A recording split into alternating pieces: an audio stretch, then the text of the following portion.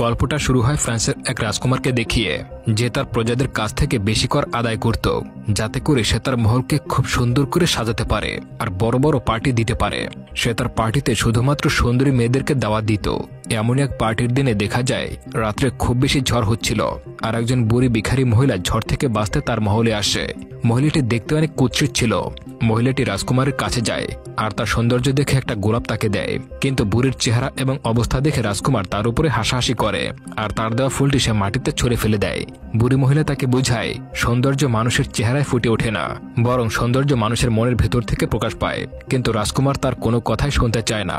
তখন সেই বুড়ি মহিলা জাদুর মাধ্যমে সুন্দর পরীতে রূপান্তরিত হয়ে যায় এবং সে রাজকুমারকে একটা বীষ্টে তথা জন্তুতে রূপান্তরিত করে দেয়।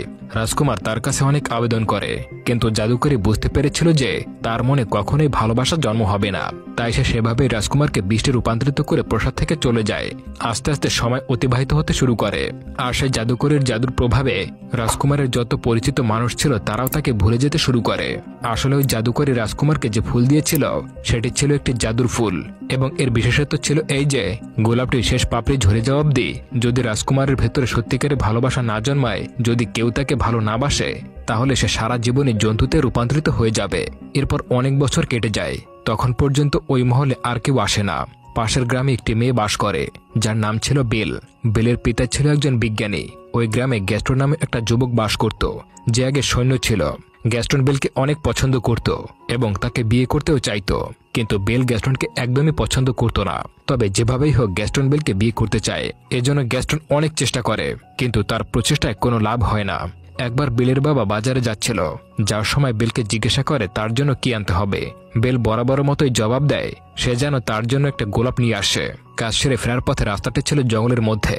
সে দেখতে পায় রাস্তার মধ্যে আগুন ধরে গেছে, কিন্তু রাস্তাটির বামে আরো একটি রাস্তা আছে।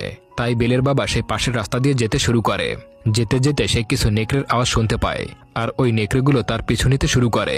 বেলের বাবা তখন কোনো মতে নেকড়েগুলি থেকে পালাতে পালাতে ওই বীষ্টের মহলে পৌঁছে যায়। এখানে অনেক বছর যাবৎ কেউ আসেনি। মহলের ভেতরে সবকিছু কেমন যেন অদ্ভুত ছিল। সেখানে আগুন জ্বলছিল, কিন্তু বেলের বাবা ভেতরে কাউকে দেখতে পায় না। সে খাবারের টেবিলের কাছে যেয়ে দেখে সেখানে অনেক সুন্দর সুন্দর খাবার সাজানো আছে। বেলের বাবা অনেক ক্ষুধার্ত ছিল, আর তাই সে খাবার খেতে শুরু করে। তখন ওখানে থাকে একটি কাপ তার সঙ্গে কথা বলতে শুরু করে। তখন বিলের বাবা এইসব দেখে ভয় পেয়ে সেখান থেকে পালাতে শুরু করে।